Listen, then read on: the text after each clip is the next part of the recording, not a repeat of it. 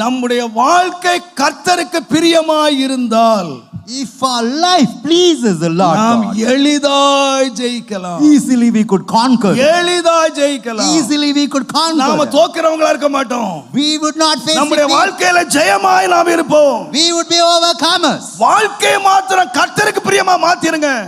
If you ought to change your life pleasing unto the Lord. ஆகினால் தான் மோசே ஜெபிச்சாருங்க.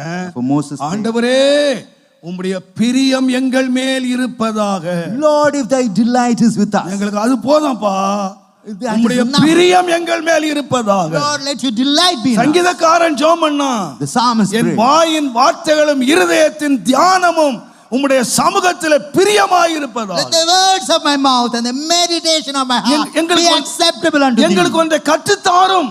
Lord, teach us, O Lord. நமக்கு பிரியமானதை செய்ய கற்றுத்தாரும். Lord, teach us to do what is delightful unto thee.